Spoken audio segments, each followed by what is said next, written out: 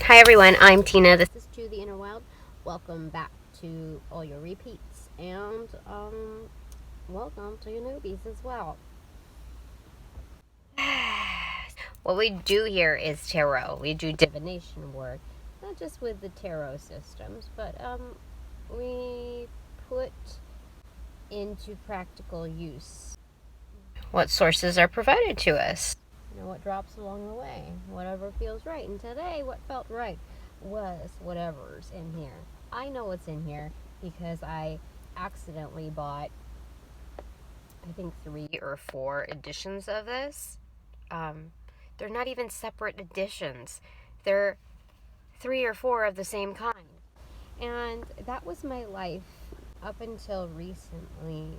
Been making lots of progress here. And oh, by the way, if you are new, what I do is a little story time with whatever the angels want to give to me, based on the audience, right?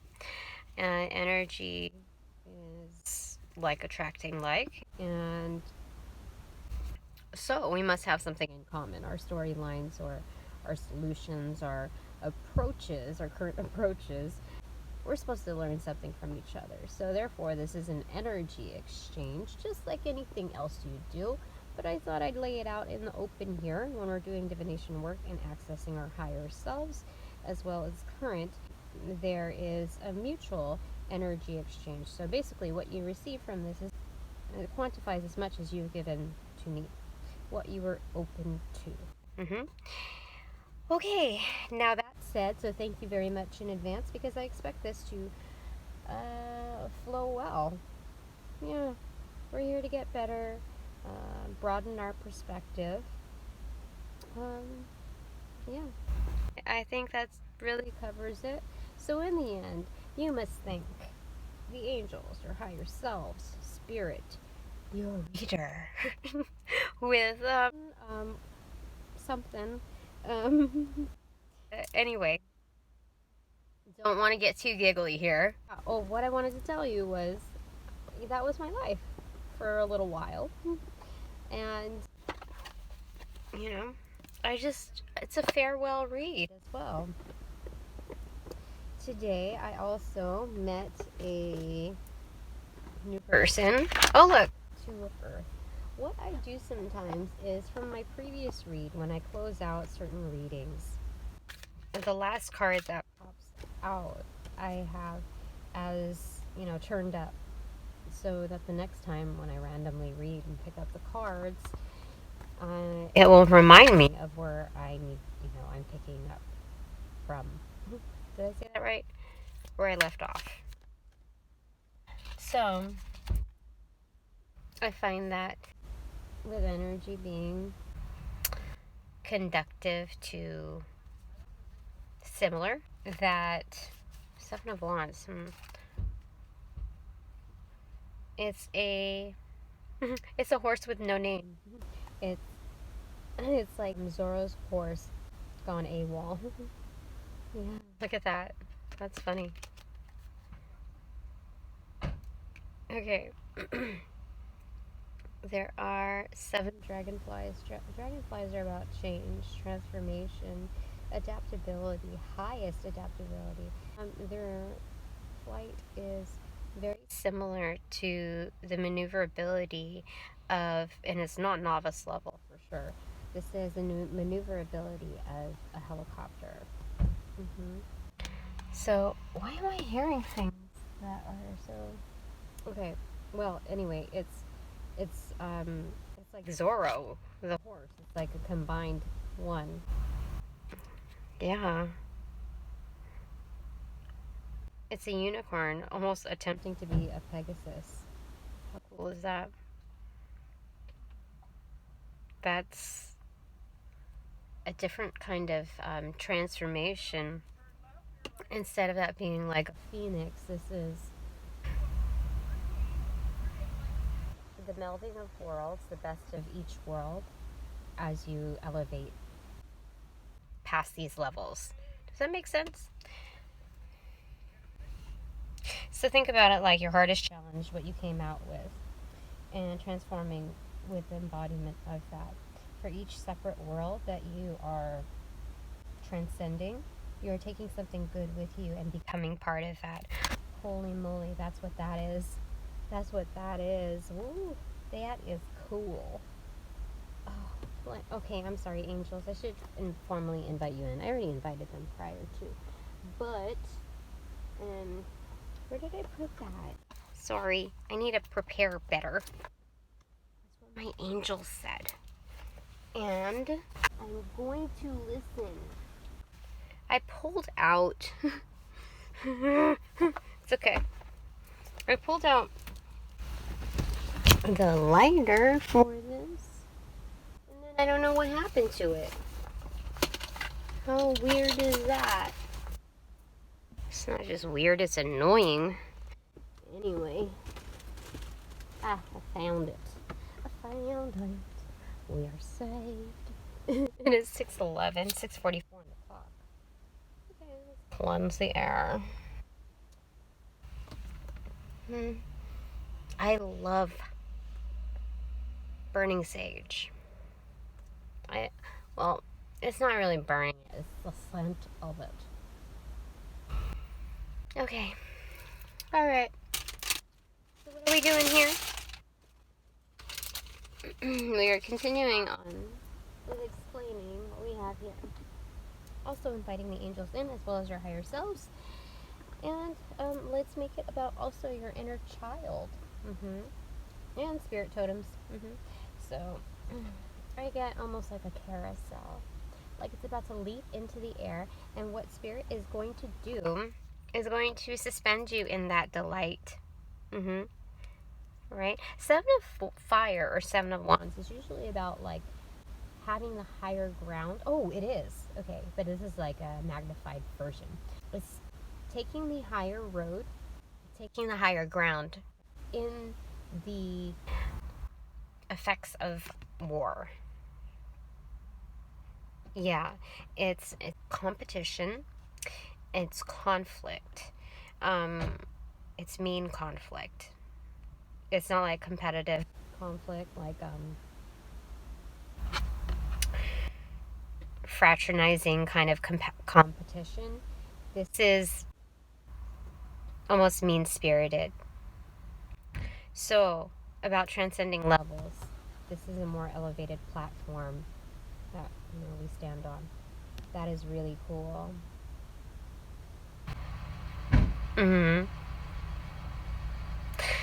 So,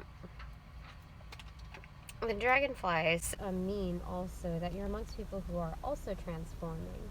So you must see the beauty in things. As you develop, so are others. Because like attracts like energy, and with this, you are both needing to learn a lesson. Yeah, it might be like opposing conflict. Oh, this is a download, okay. Because I haven't heard this before, but it makes perfect sense. Is that like attracts like. So when you experience conflict through the exterior of, let's say, the embodiment of another person, then you're basically bumping heads, right? There's a disagreement, discord, a lack of harmony. And you're thinking, like, I'm not like that person, but in a sense you kind of are. But the thicker underlying factor is that you both like similar, but you both need to learn a lesson. And yeah, I'm thinking that's what it is. And I'm seeing the beauty in all of that, that you basically are lighting each other's way. And as you transcend different levels, you are also emitting that energy to others, just as these dragonflies are a light to you in this darkness. Yeah, so what Spirit is doing is rewarding you each level.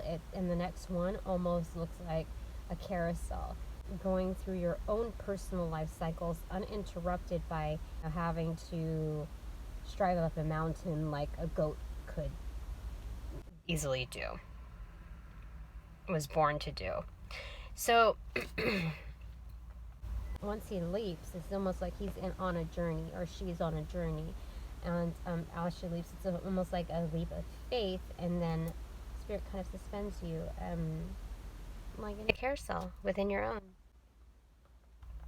I received a message too like that the other day. Maybe just yesterday or a few hours ago, but that the Seven of Wands has been released. This is really good when that happens. Yeah. Seven of Wands has been released, and so that feat in our lives is something that we are currently transcending. How cool is that? That's our initial read, that's our energy. Okay, this is, I feel like, a new starting point because it looks like the Fool just about to jump off the cliff, right? Very cool. Yeah.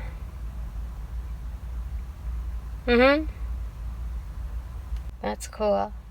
Oh, by the way, this is the Good Tarot by Colette Baron Reed. Here we go.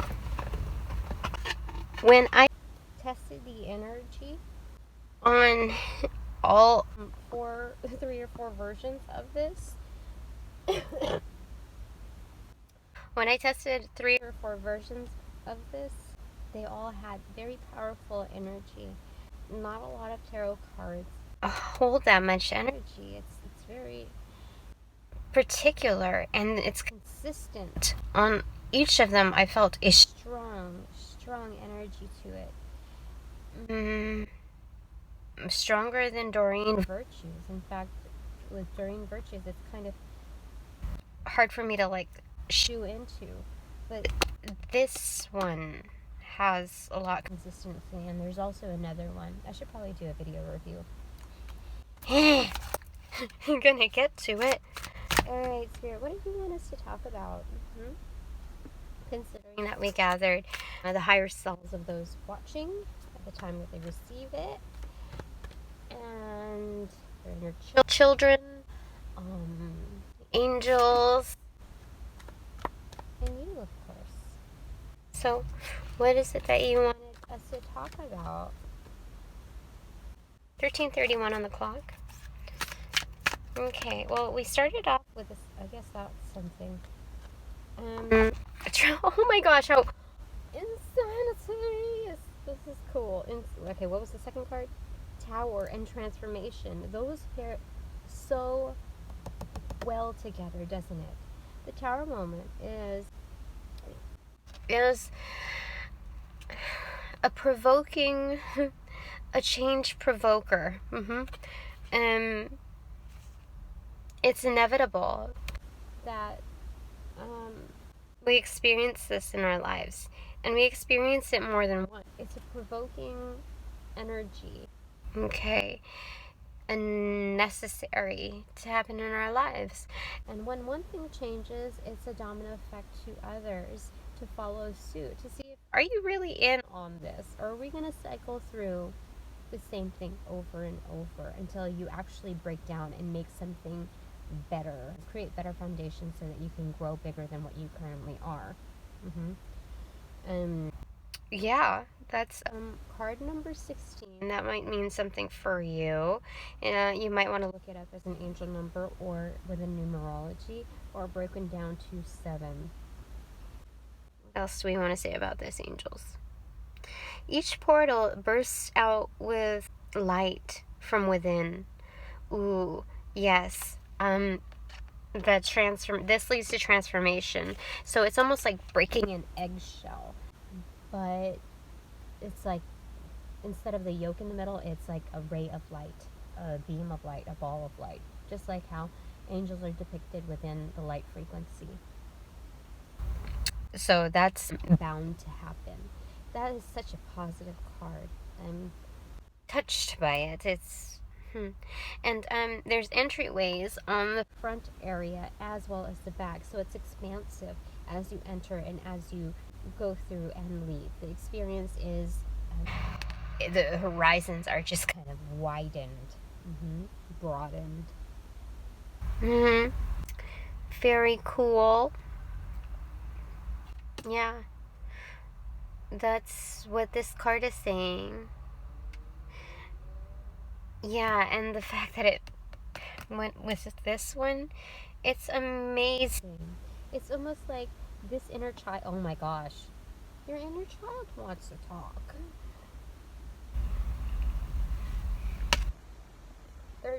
And so 4 is boiled down foundations. Right? Your establishment, your inner temple. So it's about looking at your higher self, but with compassion, because in transformation you can easily get down on yourself and doubt yourself, doubt the transformation, doubt the path, doubt the end goal, doubt it's being attainable, viable, if you can really push through to it. But it's holding it gently within your hands like a spark of light. This is almost like the ace. She's holding the Ace of Pentacles, but she's a child. She's in like almost gentle novice level, innocent. It's like Page of Pentacles holding the Ace of Pentacles. That she's trusted and that she's trusting in it. So much so that she's not seeing this side of it. I mean, she notices it, but she's not focusing on it. She's focusing more on that light. Oh, wow. That's interesting. How cool is that? You know, sometimes I don't know how your higher selves or cosmic family, how the angels, your inner children, or your ancestors, I don't know how that will come through in the reading, but it's so obvious that they want to speak. Your inner children do. So that's really listening to that inner voice and not hiding behind like that comedic mask. Like, you know, it's so funny, I wanted to be this when I grew up. Well, I think what it's saying is that we kind of lost some of that spark along the way. And maybe we're just barely starting to pay attention to it, like really focusing on it, devoting some time into it. So much so that you're no longer carving out time. It's like easily pulled out of your pocket and able to be observed. Because of the discipline you put in place, it becomes easily attainable. It's like being a child and having a favorite toy. And it could be a large piece or whatever, but you're going to take a small piece of it with you wherever you go in your pocket. Did you ever have one of those? I know I did. Anyway, here we go. That's really cool. That's awesome. It's good news, isn't it? Okay, let's go ahead. Is there anything else? Inner children, higher selves, spirit, angels. Is there anything else for those that are watching? Okay, focusing on that spark. And the spark of others, going back to this card. Anything else, angels? Ooh, okay. Very cool. I just can't get over it. Okay, so what popped here was 2 of Earth. This was the first card that... This is what we started off with, like I told you when I unboxed something. Did I even show you? I hope I showed you. I don't even think I did. Just believe me. This was the card that I told you when I exit a reading. This is where we left off. And this is 2 of Earth. It's 2 of Pentacles. It's about balance. And it's about also ownership. You see the contact of hands onto these discs. In ancient Greece, they used to have the flying disc, like the... That's what I'm getting out of this, that there's not just athleticism in there, like a sportsmanship. It's ethical sportsmanship. Worksmanship, work ethics, right? In what you're doing. So you're ambidextrous in your endeavors. And you totally trust it. You see her eyes? She's focused on light. She's focused on what's above her. Not directly overhead, but off into the distance. Like the horizon also includes the sky, the celestials. Like what she's throwing out to this world is almost a game of give and take. like frisbee, right? And it's charging that disc almost like Gambit, this electrical charge, before she throws it out to someone who's going to receive that, and then it's back. And it's on both sides. How cool is that? I didn't even read it like that when I first started. Wow. So again, focusing on your electrical charge, your energy, your spark, developing it. Very cool. I love it. Awesome. Okay. Is there anything else, Spirit? 23:29 on the clock. I hope you're well. Okay. Oof. Messenger of Water. That is the Page of Cups. Oh, it's the bringer of love. It's giving off the vibe, the initial communications to other life forms. She's ornate with a chest plate or shoulders of pearls. So it took time to attain wisdom, but now she's protected by it, while still having plenty of room for growth. She's speaking to her spirit totem. A seahorse can independently generate, reproduce. A hermaphrodite, I think, yeah, because in order to do that, you have to have the male and female reproductive organs. So then they're hermaphrodites, but that tends to be a demeaning tone, how we've used it culturally or societally over time. But it's about having the yin and yang within. It's about going with the flow, but being able to hold on, hold steady, hold your ground when you build new foundations. Mm-hmm. Yeah. Because the seahorse, has this growth pattern here, growth pattern here. And this is where the grip is, within the center point of that curvature, like that symbolism of learning, that you don't want to drift away when there's a sea current. You're going to hold on to a reed or whatever that is, so you don't drift away. So it's establishing those foundations, right?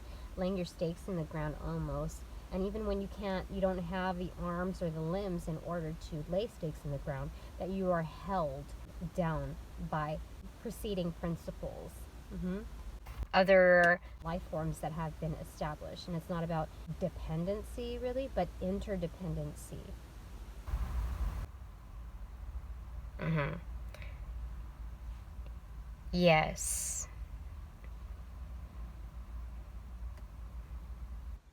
I don't know what the seahorse would give back to the reed, other than in broadening the purpose of the reed. But sometimes we need to think about life that way. It may be a long stretch, but really, when other energy is dependent on you, it makes you more purposeful, more established. It gives you greater meaning, your existence being that reed. There's an exchange there on some level. Very cool. So they're speaking to one another, and they're two different species. So maybe that's also our approach on the external on a more practical plane, peer to peer. It's having a respect for one another. She has her chin up, looking up to this, and this seahorse has his or her head bowed down, also in reverence to her. Like, sometimes when you're the little guy, you give a certain amount of respect to those that are bigger than you, that have higher authority or whatever, and it's that certain level of respect, that in acknowledgement of being respected by the bigger figure. Does that make sense? Like, I know you could be a jerk or abuse your power, but you're not, so I respect you. Yeah, that's what I'm seeing. Cool. That's what laid on the floor. By the way, I'm in the driver's seat, so that might mean something to you. At your resting point, because that's where your feet would go, where it fell, then, like, when you're being still and not in the intention to be out and about and busy, that is something that we engage in. Being still. Because a seahorse is so fragile, it can drift away just as dust in the air to us. So if we're like causing a ruckus in the water, in the same environment, the vibrations carry through to that before we can get to it. Yes? So it's almost like it can float away. So being still, you allow it to come to you. If not, you slowly move towards it. That's the message. 29:33 on the clock. Is there anything else, angels?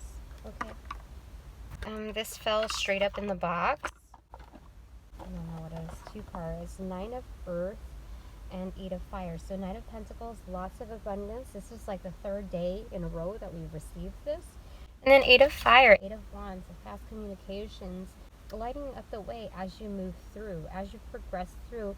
It may not feel fast, such as being on a panda's back, but the reaction time of the trigger to light up the pathway as you go through is almost instantaneous.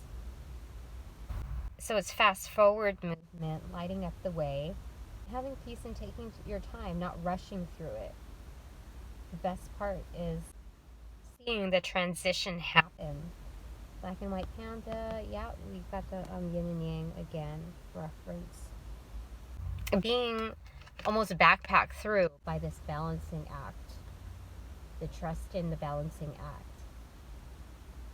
So there's the 9 of Pentacles, which is definitely seeing through a new set of eyes. You see, it's almost like a mermaid here, as what preceded it in the messenger of water. And she's holding yellow flowers here, sign of friendship, happiness, joy. She's looking straight at us. And it's one of kinship, just like how she would respect, how there's mutual respect here, so that with species of our kind, but it's to all. So I think it drives back to almost like this unicorn here, where it's somewhat wearing a mask as well, partially, but it's more for being ornate, and the concept of hidden knowledge, not with the intention to hide and keep private, but it's about keeping it sacred. It's about the sacredness of what you've embodied and your gratitude in wanting to show kinship, a gesture of kinship to whoever you face. Whoever, right? Back to this card. I think we're done. 32, 34 on the clock. Yep. That's really cool. Let's look at the bottom of the deck. The bottom of the deck. I guess, okay, this wanted to come out. The world. 21. Oh, which is right underneath. The Ace of Fire. Oh my gosh. This is the true bottom of the deck, but when I picked it up, one just didn't. So I thought it was a small stack, but initially the world. Okay, so the world, it's about being in between things. Like, again, it's about interdependence. What's that song? Intergalactic, planetary, intergalactic. Beastie Boys. So it's being grounded, centered, not having like this egocentric demeanor, but knowing that you're a part of a greater whole, that you're part of a certain system, many systems tied within other interdependent systems. So realizing that the responsibility and the key is looking beyond your own horizons within your own world, and seeing beyond that of others, but also like transcending that to see past that, seeing what is it, angels? Seeing what your kin is also seeing, as far as the key to unlock things. I think this is the moon, though. See? I think that's the moon. No, that's so silly. But I mean, I know that there's moon individual to here, but I feel like that's like symbolically not another planet. It's a moon to all. So the purpose of the moon, whether you're in this world or that world, is the same for each world. That's the parallel, the mystery, even the lies, what's hidden. The moon for each realm is the same, equivalent. So we must see that in this darkness, and light up the way with our Ace of Wands. This is our gift, our personal gift, to counteract the discrepancies of interpretation given the moon.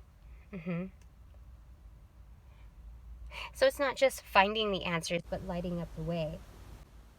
That's what that is. That's what it is.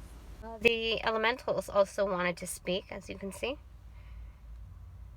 That is so cool. And the leaves are orange, experiencing the autumn season. So that is seeing the beauty in the falling away of things, not just the darkness.